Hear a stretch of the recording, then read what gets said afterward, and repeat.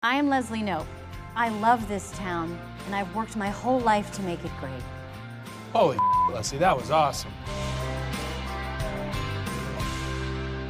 You know, I had this cleaning lady named Yolanda who was very wise. She basically raised me.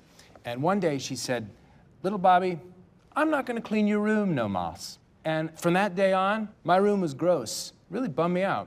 I think we should make our parks look like my room after Yolanda finally, gave in and cleaned it up for me. If I may, Joan, that's a very sweet story, Bobby, but not all of us have Yolandas who can clean up our room for us. Some of us believe that you need to roll up your sleeves and do the hard work yourself. Let's begin the show by starting it.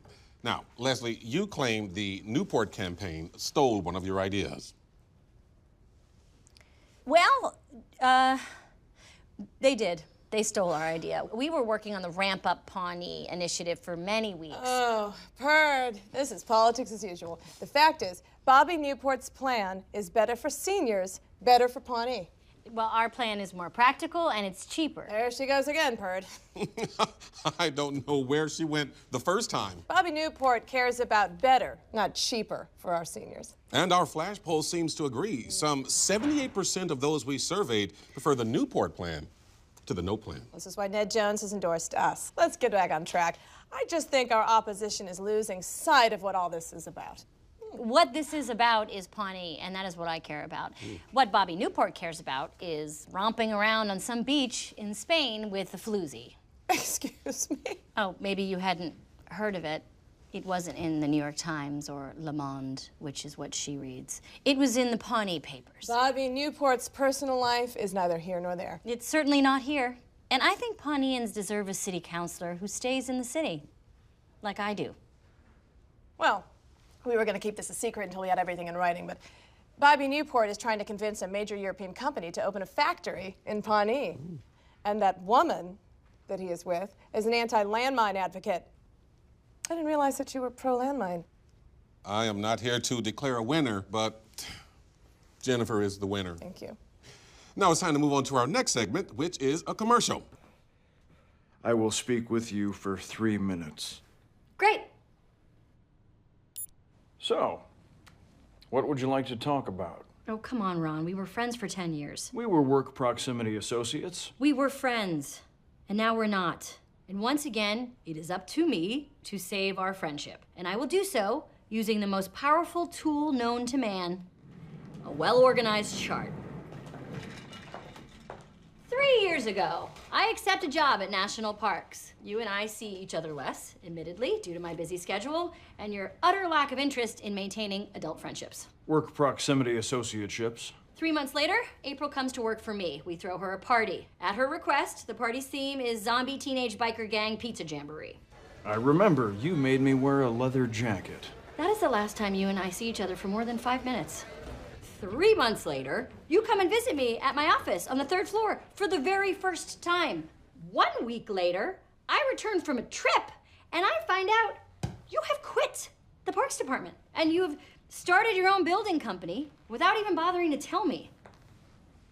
Oh well, I think to myself, it was only a matter of time. And then, 2 months after that, Morning Star. The final twist of the knife. Oh, for God's sake. I hear about Morning Star and I calmly saunter down to your office and attempt to have a rational discussion with you about it. What the hell, Ron?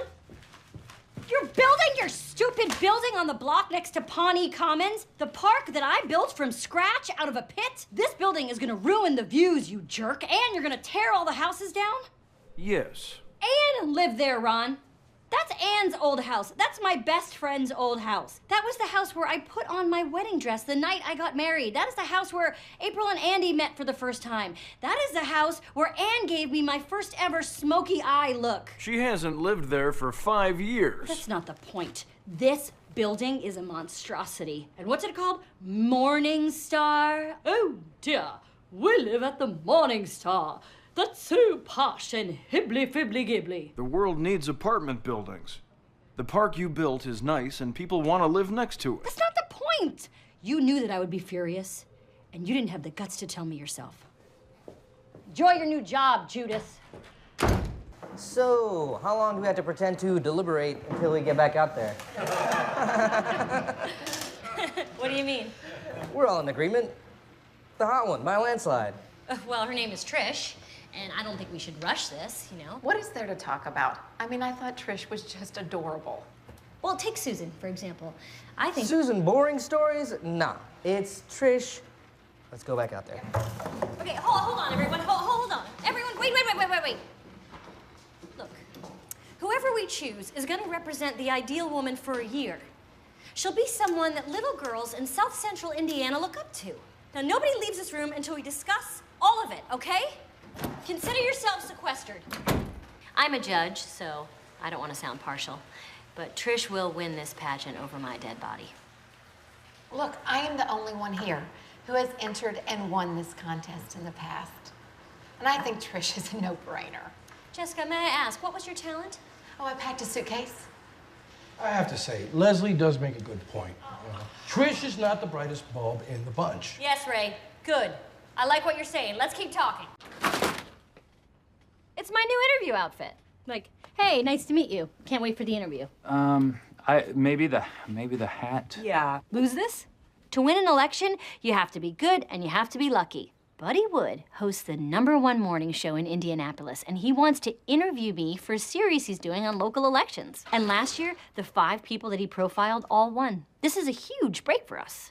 Hey, maybe we should put a pause on the fashion show. We have to go over your talking points. Keep going, I can still hear you.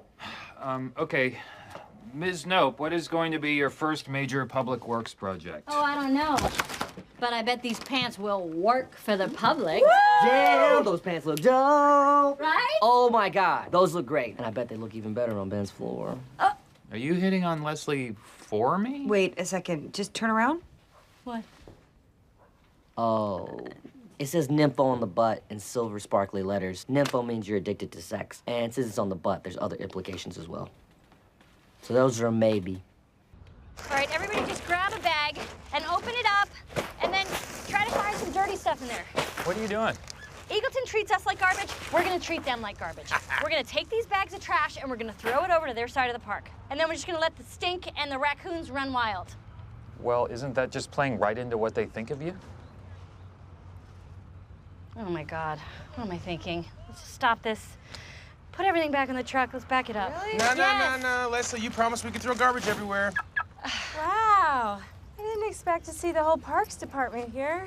Although it is sadly one of the nicest spots in town. I am so sick of this, Lindsay. Wait, Leslie, I've got this. You listen to me, Lindsay Carlisle Shea. Why don't you take your fancy dog, get in your Escalade, and if you have any job openings, maybe you should let me know about them. Come on, man. No! I'm sick of being treated like I'm not willing to relocate to Eagleton, because I am. So, here's what you can do, lady. Take this resume and shove it into your human resources slot.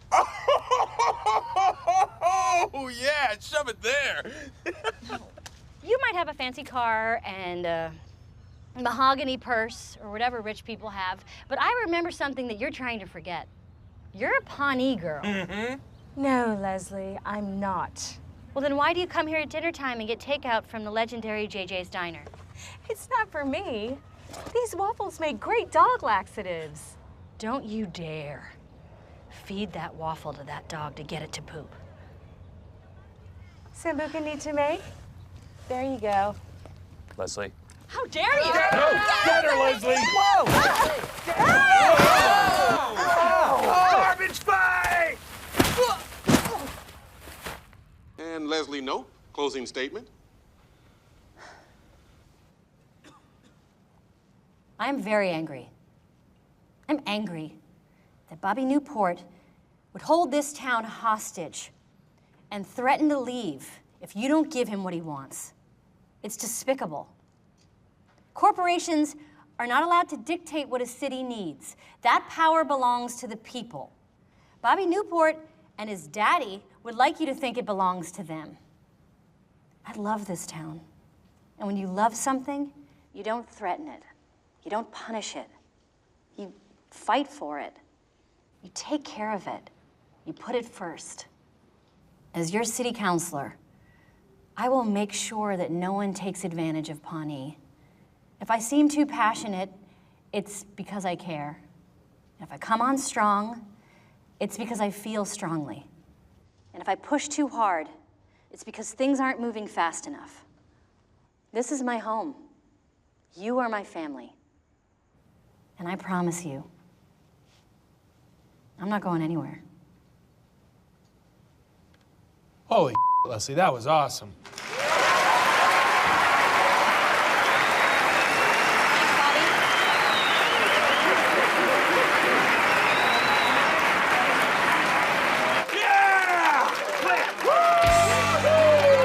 No 2012!